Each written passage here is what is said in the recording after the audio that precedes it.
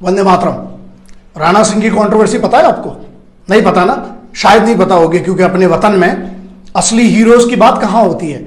नकली चरसी घरदुल्लों का ट्रेंडिंग चलता रहता है सुबह से रात तक। राणा सिंह करके एक सिपाही है जो श्रीनगर कश्मीर में मालूम है क्यों तैनात है? हिंदुस्तानी फौज का सिपाही इसलिए तैनात है कि तुम्हारे हमारे यहां पर सिविल में जहां पर भी आप हैं वहां पर आपके घरों को कोई आके कब्जा ना कर सके, या आप पर कोई आपको घसीट के, वो आतंकवादी अंदर आके आपको गोली ना मारे और आपको घसीट के आपको मारे ना, है ना, इसलिए वो वहां पर है। लेकिन उसके साथ क्या हुआ पहले सुनो और फिर उसके बाद इस पर बात करेंगे। सर मेरा नाम राणा सिंह है। सर मैं श्रीनगर में अभी तैनात हूँ, सेना में कार्यरत हूँ। घटना ये हुई कि हमारे पड़ोसी हैं एक लोग, तो जो हमारा पीछे खेत है उस पे जबरदस्ती मिट्टी डाल रहे थे या कुछ भी, तो हमने उनको ये समझाया कि भाई हमारे घर में कोई नहीं, हमारे पिताजी नहीं है, आप मिट्टी मत डालो। उसके बाद वो चले गए। उसके बाद हमारे ग्राम प्रधान रामू मिश्रा उसको रात में 3 बजे थाने भिजवा के मेरे नाम एप्लीकेशन दिलाया। उसके बाद अनिल कुमार विश्वकर्मा और हरिंदर जाट 2 सिपाही आए, बोला कि तुमको एसओ साहब याद कर रहे हैं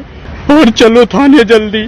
मैं थाने गया, हल्के दरोगा से बात कर रहा था, तभी अनिल कुमार विश्वकर्मा ने मेरे 3-4 झापड़ मारे। उसके बाद मुझे बैठा के बोला इसका 151 में चालान करो।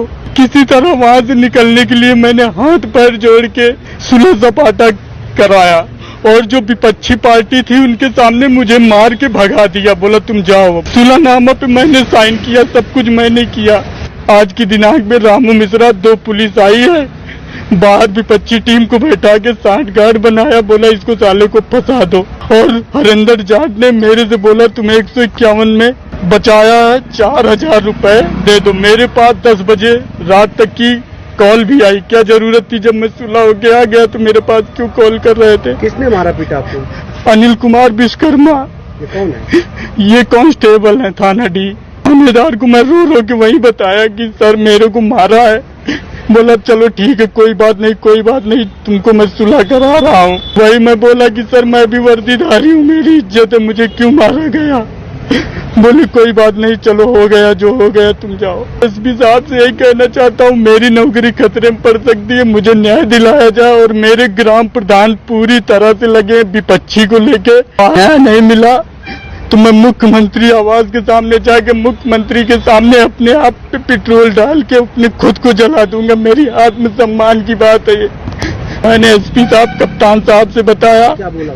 उन्होंने बोला आपके साथ कोई कुछ नहीं करेगा, ना आपके खिलाफ मुकदमा लिखा जाएगा, इसकी जांच होगी और उनके खिलाफ कार्रवाई की जाएगी। मैं बहुत परेशान हूँ, मुझे न्याय मिलना चाहिए बस। हिंदुस्तानी फौज के एक सिपाही को एक कांस्टेबल पुलिस का मारता है। वहां का जो ग्राम पंचायत का जो अध्यक्ष है, जो भी है वहां का, उनका सरपंच जो भी है, वो इस पूरी साजिश में, मतलब जमीन के उसको हड़पने में साथ देता है। और इसकी कोई ना न्यूज बनती है, देख लेना कहीं पर भी, ना ये ट्रेंडिंग होगा, ना इसकी कोई न्यूज बनती है। 2.5-3 मिनट की क्लिप है, मेरे पास जैसे आई मैं आधे घंटे के अंदर रिएक्ट कर रहा हूं। बहुत ज्यादा बिजी हूं अभी भी, लेकिन मेरे लिए जरूरी था, क्योंकि ये आपको समझना पड़ेगा। मतलब उस सिपाही के घर में जो श्रीनगर में पोस्टेड है, अपने गांव आता है, मुझे एग्जैक्ट ना अभी लोकेशन पता है, लेकिन मैं ये कहता हूं आपके पास जो भी जानकारी है इस सिपाही की, मेरे साथ शेयर कीजिए। और जहां पर भी होगा और जिस भी राज्य का ये होगा, उस वहां के हाई कोर्ट में मैं इसका साथ देने तैयार हूं। मेरी टीम, मेरी पूरी लीगल टीम, मेरे काउंसिल सब लगेंगे। इसमें एक चीज सुनिए कि कप्तान साहब, मतलब जो सुपरिटेंडेंट ऑफ पुलिस है, एसपी नॉर्थ का ही लग रहा है, क्योंकि कप्तान साहब वही बोला जाता है कि आईपीएस अधिकारी को जो वहां पर एसपी होते हैं। लेकिन अगर जिला और हर चीज आपके पास अगर जानकारी और मुझे दे सकते हैं, दीजिए, पहुंचाइए, कमेंट्स में लिखिए। और इस पर ना इनको रगड़ना पड़ेगा, कैसे? कानून के तरीके से। आप वर्दी पहन के, वर्दीधारी हो, सड़के पे हाथ चला रहे हो, उसके बाद कोई, यहां सब जिम्मेदार हैं। आप ये सोचिए कि आप लाखों चीजें फॉरवर्ड करते हैं। ये सिपाही का वीडियो अगर ये मुझे पता चला कि 10 से 12 दिन पुरानी अगर बात है, तो अभी तक इतना देर कैसे हो गया? क्योंकि ना ये ट्रेंडिंग हो रहा है, ना कोई समाचार में दिखाया जा रहा है, क्योंकि हमारे साथ तो लोग दूसरी चीजों में बिजी हैं। मुद्दा यहां यह नहीं कि कौन किस में बिजी है, मुद्दा यह है कि आप किस में बिजी हैं। आपकी कोई जिम्मेदारी नहीं बनती।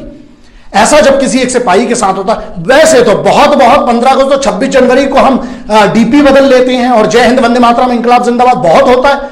अब क्या नहीं, अगर आप सबको लगता है कि कोई भी सिपाही का अपमान नहीं होना चाहिए, तो यह आपकी और मेरी और सबकी जिम्मेदारी है जो इस वतन को सुरक्षित देखना चाहते हैं, बेहतर देखना चाहते हैं। वो वहां सिपाही जो है वो बॉर्डर पे रक्षा किस लिए कर रहा है? इसलिए कि जब वो अपने गांव आए, उसके ऊपर एक कांस्टेबल उसको मारे और वहां के गांव का सरपंच एक षड्यंत्र रखे जहां उसकी जमीन, वो तुम्हारी हमारी जमीन वहां पर इस भारत माता की रक्षा करने, उसके साथ ये दुराचार होता है और सब चुप रहते हैं। ध्यान रखना, अगर ये सिपाही के साथ उसके घर में, उसके जमीन के खेत में ये हो रहा है, तो जब तुम्हारे ऊपर होगा या तुम्हारे घर या तुम्हारे साथ वाले के ऊपर होगा तो फिर रोना मत, क्योंकि आज तुम चुप हो।